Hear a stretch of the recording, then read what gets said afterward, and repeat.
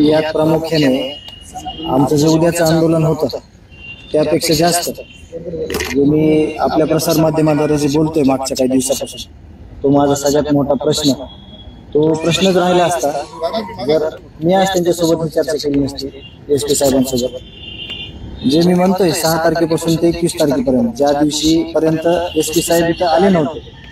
त्या कालावधीमधला कुठलाही तपास किंवा कुठलंही इन्व्हेस्टिगेशन या केज पोलीस स्टेशननी, मग त्याच्या DYSP साहेब असतील, त्याच्यानंतर PI साहेब असतील, ऍडिशनल SP साहेब असतील, मॅडम असतील, यांनी कुठल्याही पद्धतीत कावत साहेबाला एकही गोष्ट याच्यातली कळवलेली नाही. म्हणजे हे आज आम्हाला स्पष्ट झालं, आम्हाला साहेबांनी सांगितलं, कारण सगळे समोर होते. त्यामुळे आता जे मी म्हणायचो अगोदर की मी रिइन्व्हेस्टिगेशनसाठी अप्लाय करणार आहे किंवा मला रिइन्व्हेस्टिगेशन पाहिजे, तर मी 6 तारखेपासून ते 21 तारखेपर्यंत ज्या काही घटना घडल्या, जे काही पुरावे आम्ही दिले,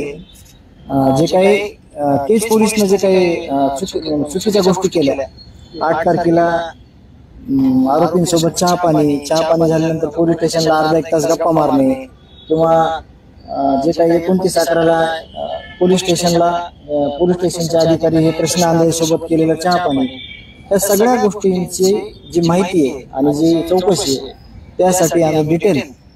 28 तारखेला सगळं लेखी स्वरूपात साहेबांना देणार आहोत. आणि जे अन्नत्याग आंदोलन आहे, जे की हत्या झाल्यानंतर अजूनही एक आरोपी फरार आहे, बऱ्याचशा गोष्टी अधोरेखित आहेत, त्या झालेल्या नाहीत.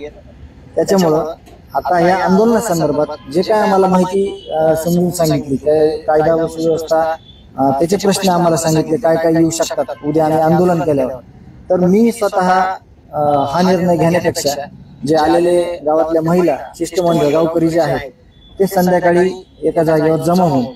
जी दिशा आहे, उद्या आंदोलन किती वाजता करायचं तर किती दिवसासाठी करायचं, किंवा जे ह्यांनी आम्हाला आता रिक्वेस्ट केली आहे पोलीस स्टेशनला की आम्हाला एवढ्या दिवसाचा कालावधी द्या, आमचं हे सगळं काम चालू आहे, त्यावर जे माझे गावकरी आहेत, जे शिष्टमंडळ आहे, ते खऱ्या अर्थानं निर्णय घेतील आणि त्या निर्णयात मी पूर्णपणे सहमत असेल. चर्चा सगळ्यात जास्त 1 तासाचा कालावधी आम्ही साहेबांचा घेतला, पण त्याच्यामध्ये जवळपास 45 मिनिट आम्ही हेच बोललो त्यांना, जे मध्ये झालं तेच तुम्हाला सांगतो का, कारण का तुमची मोठी ताकद आहे, त्याच्यामुळे मला तुमच्यावर विश्वास आहे, नवनीत साहेबांवर विश्वास आहे. आमची 45 मिनिट चर्चा ही झाली की या केज पोलीस स्टेशन अंतर्गत ज्या घटना घडण्याच्या अगोदर 6 तारखेला घटना घडली, त्या दिवशी काय काय पोलीस स्टेशननी करायला पाहिजे होतं, जे काही केलं नाही, कशामुळे हत्या झाली, काय या लोकांनी आम्हाला विरोधाभासातली दिशा सांगितली, काय या लोकांनी आम्हाला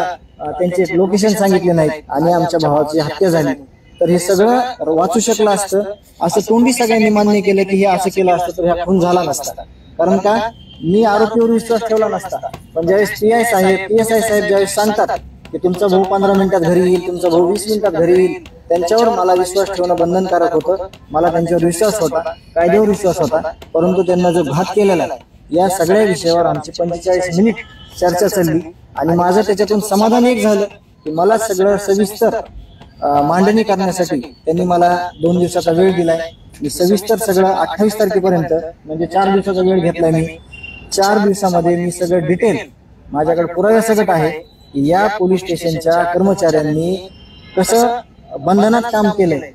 कसं चुकीच्या पद्धतीने काम केलंय आणि यांच्या आरोपी सोबत कसे संबंध असायचे ते तुम्ही 29/11च्या CCTV